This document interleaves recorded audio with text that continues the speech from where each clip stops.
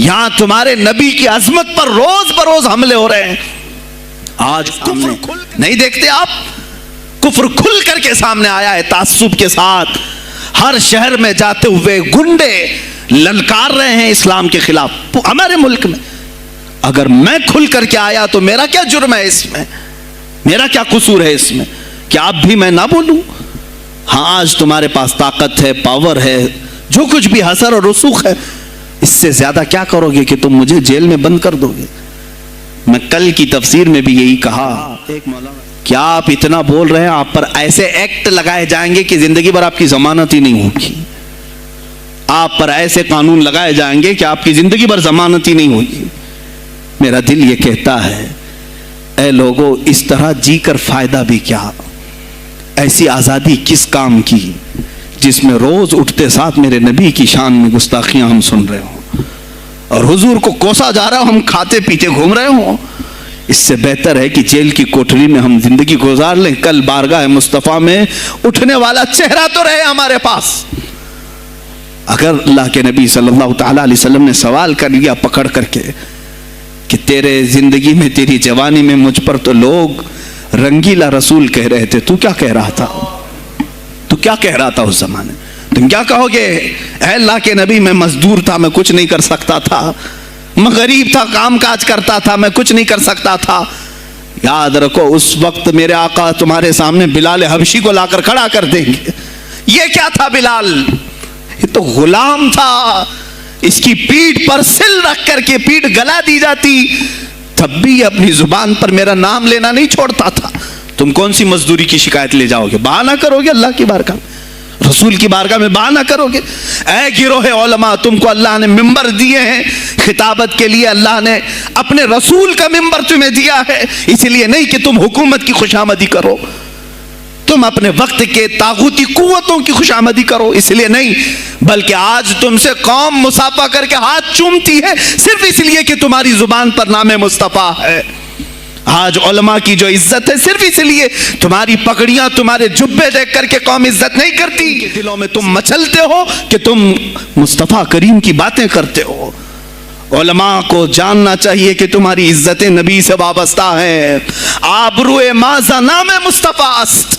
ہماری آبرو، اقبال نے کہا تھا، ہماری آبرو نام مصطفیٰ سے وابستہ ہے. اگر اسی نام کو کسی نے چھیڑا تو پھر ہمارا جی کر مطلب کیا ہے؟ ہم کس کام کے؟ میں ایک مثال سے سمجھاتا ہوں. مسجد ہے، دیوار کے پینٹ کو اگر کسی نے کھرچ لیا تو ہو سکتا ہے معاف کر دیں ہم اس کو. کسی نے لکیر نکال دی دیوار پر، ہم چھوڑ دیں اس کو. لیکن میاں وہ ہمارے سامنے آ کر پلر ہلانے لگ گیا اور مسجد کا یہ پلر توڑنے لگ گیا، خاموش بیٹھو گے؟ اور اگر تم خاموش بیٹھے تو اس کا انجام کیا ہوگا؟ اس نے پلر ہلایا تو صرف پلر نہیں ٹوٹے گا، یہ چھت پورا سب کے اوپر گرے گا. آج ظالم کفار پورے تمہاری جڑ کو ہلا رہے، میرے نبی کی ذات کو، سیدھے مصطفیٰ کریم کی ذات کو ہلا رہے ہیں. اللہ کے حبیب صلی اللہ تعالی علیہ وسلم کی ناموس کو ہلکے میں مت لینا میرے عزیزو. لاکھوں جانیں جاتی ہیں، جائیں اسلام پر، حضور اکرم صلی اللہ تعالی علیہ وسلم کی ذات. اور اگر انہوں نے ہلانا شروع کیا ہے اگر حضور کی ذات پر، حیرت ہو رہی. 25,000 پوسٹ تم میں سے کس نے کمپلینٹ کی ہے؟ سائبر کرائم کو کمپلینٹ کر سکتے تھے. ہمارے جذبات کو ٹھیس پہنچا ہے. ہم آزاد ملک میں رہ رہے ہیں، میرے نبی سے چھیڑ چھاڑ کیوں ہو رہی ہے؟ کسی نے آواز اٹھائی؟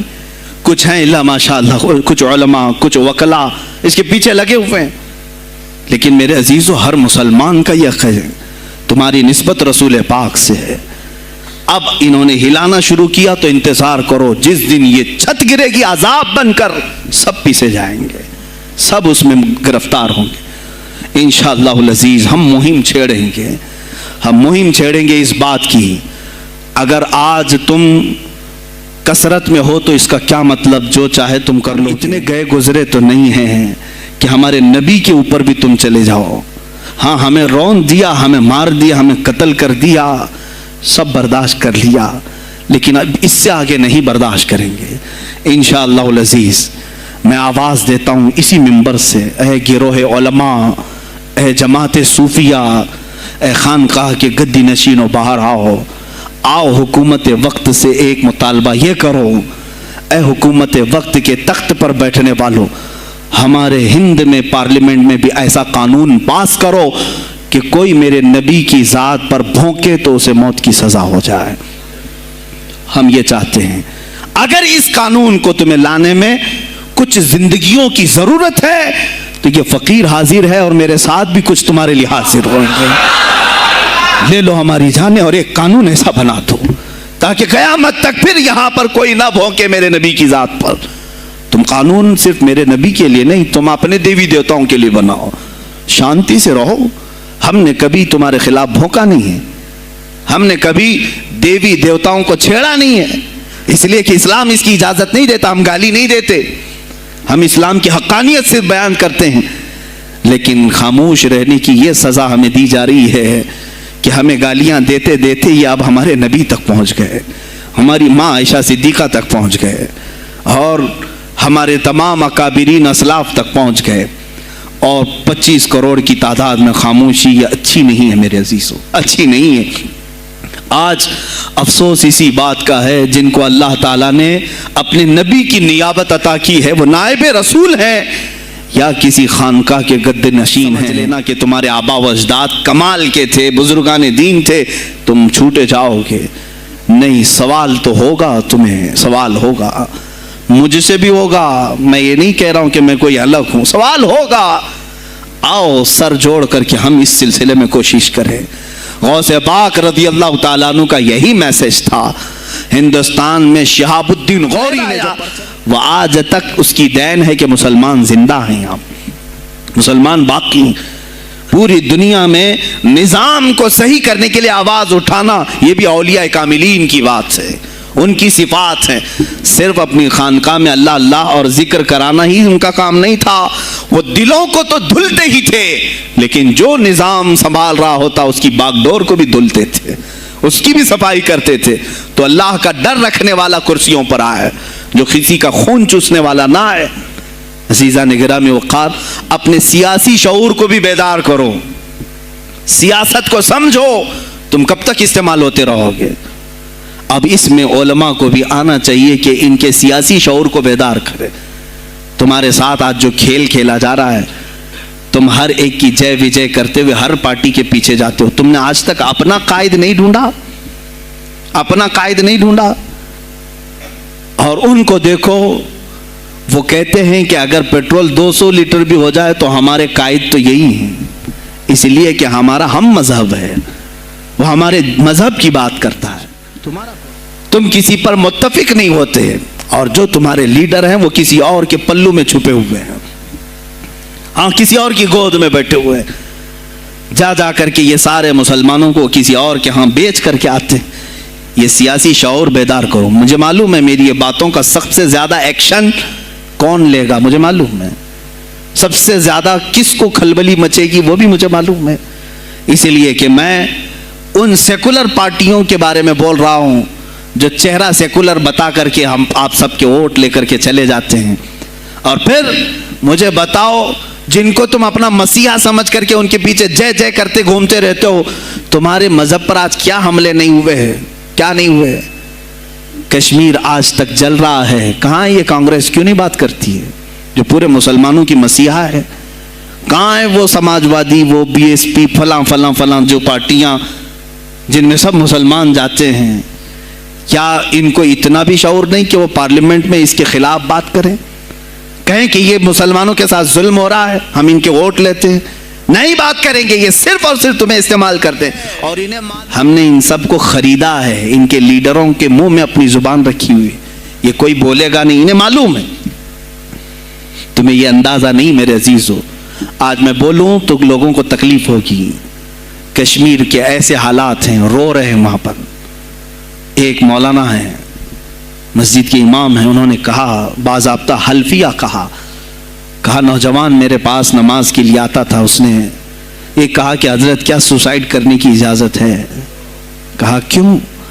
کہا میرے گھر میں کچھ لوگ داخل ہوئے، میں ان کا نام ذکر نہیں کر رہا ہوں، کچھ لوگ داخل ہوئے، مجھے ہاتھ باندھ کر کے کھڑا کیا، میری ماں اور میری بہن کو ننگا کیا، میرے سامنے کپڑے اتارے اور ان کی عزت لوٹی، اور اس کے بعد مجھے ہاتھ کھول کر کے چھوڑ دیا. مجھے بتائیں اس کے بعد بھی جینے کا کوئی مقصد رہتا ہے؟ مجھے بتائیں اس کے بعد بھی جینے کا کوئی حاصل ہے؟ یہ سب تمہارے ساتھ بھی ہوگا. جہاں میجورٹی ان کی مسلمانوں کی تھی وہاں یہ ننگا ناچ کر کے دکھایا ہے, تو یہاں تو تم بہت قلت میں ہو. تمہارے ساتھ بہت کچھ ہو سکتے ہیں اب بھی اگر خاموش رہے. اسی لیے میں بار بار کہتا ہوں, اٹھو وہ گھر نہ حشر نہ ہوگا پھر کبھی, دوڑو کہ زمانہ چال اپنی چل گیا. تم اپنی سیاست کو منتخب کرو, تم اپنی قیادت کو منتخب کرو, اور اگر ابھی بھی سیاسی لاشعوری کی زندگی گزارتے رہو گے لقمے بنتے چلے جاؤ گے, یہ کھاتے چلے جائیں گے. بات میں سلطان الاولیاء غوث پاک کی کر رہا تھا, لیکن مجھے یہ حالات پر گفتگو ضرور کرنی ہے, اس لیے کہ مجھے معلوم نہیں ہے کہ میری زبان پر کب تالے لگائے جائیں گے یا میری گردن پر کب چھری پھیری جائے گی, مجھے اس کا اندازہ نہیں. لیکن اے مسلمانوں, تم میری ذات سے الجھتے ہو تو الجھ جاؤ, مجھے اگر بلیم کرتے ہو, تانے مارتے ہو تو مار لو. چند دنوں کی بات ہے, جب تک میری سانسیں چل رہی ہیں تب تک مجھے گالیاں دو گے, لیکن جس دن میں بھی دنیا سے جاؤں گا اس دن تم ہماری باتیں یاد رکھو گے, اس دن یاد کرو گے.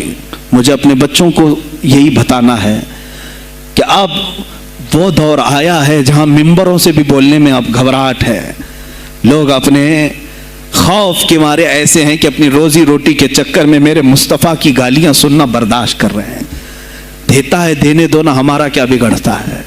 اس پوزیشن میں تم آئے ہو آج, تمہارا امام جب اتنا بزدل ہے تو تمہارے دلوں میں کون سا ایمان باقی رہ جائے گا. اس لیے شعور پیدا کرو. اگر اولیاء کی نسبت تمہارے دل میں ذرا برابر بھی باقی ہے تو اٹھو میرے عزیزو. آپ قیامت کے دن جواب دہ ہوں گے میرے نبی صلی اللہ تعالیٰ علیہ وسلم کی عظمت پر. آج جو حملے ہو رہے ہیں یہ ہماری زندگی کا سب سے بڑا ایشو ہے. آج مطالبے کرو, مانگو تو کس چیز کو مانگو؟ بس یہ ہے کہ میری نبی کی عزت سلامت رہے, مجھے دنیا میں اور کچھ نہیں چاہیے. اتنا مطالبہ تو کر سکتے ہو, اتنا مطالبہ کرو, اور پھر دیکھو میرے مصطفیٰ کی طرف سے انعام کیا ملے گا, اللہ کی طرف سے انعام کیا ملے گا. ارے وہ مرد قلندر جو پاکستان میں ابھی شہید ہوا, کس بات کا اعلان کرتا تھا, کس کو پکارتا تھا, کس کو للکارتا تھا؟ صرف یہی تو بات کرتا تھا کہ تاجدار ختم نبوت, اور میدان میں معذوری کے ساتھ بھی آ کر کہتا تھا لبیک یا رسول اللہ, اے اللہ کے رسول میں حاضر ہوں, میں حاضر ہوں, اپنی جان لے کر آیا ہوں. اور تم یاد رکھنا تمہاری ٹانگیں تو سلامت ہے, کل بروز قیامت ہو سکتا ہے تمہارا سامنا اس خادم حسین سے ہو, تمہاری ٹانگیں دیکھ کر کے پوچھی جائیں گی. معذور ہونے کے بعد جب کوئی میدان میں میرے نبی کی عظمت پر پہرا دینے کے لیے آ سکتا ہے تو تم نے اپنی ٹانگیں کس کام کے لیے رکھی تھی؟ میرے عزیزوں, میں نے جتنی طاقت مجھے اللہ نے دی میں بول رہا ہوں, اب اس کے بعد کا محاذ تمہیں سنبھالنا ہے, آگے کی ہماری فکروں کو تمہیں لے جانا ہے. شاید اس زمانے میں ہم جی رہے ہیں جہاں اتنی آزادی نہیں ہوگی. چھوٹی سی بات کو آج بہت بڑا بنا کر کے اسے ختم کیا جاتا ہے, لیکن مجھے اندازہ ہے اس بات کا, ہندوستان کی آزادی میں بھی میرے اکابرین میں 30,000 علماء نے اپنی جانیں دی ہیں. کشمیر سے لے کر دلی تک ہر درخت پر ایک عالم کی لاش لٹکی ہوئی تھی. ان کی جانیں, ان کی قربانیاں رائیگاں نہیں گئیں. 70 سال سے ہم مزے لے رہے ہیں, ان کی قربانیاں ہیں یہ. علامہ فضل حق خیر آبادی کو انڈمان نکوبار پوری زندگی کے لیے قید کر کے ختم کر دیا گیا, مزار بھی وہیں پر ہے آج. تو آج مجھے اندازہ ہے اگر میں نے اس بات کی شروعات کی ہے, ہو سکتا ہے یہ جو کچھ بھی ہمارے ساتھ کریں, لیکن مجھے میرے رب ذوالجلال کی ذات پر یقین ہے.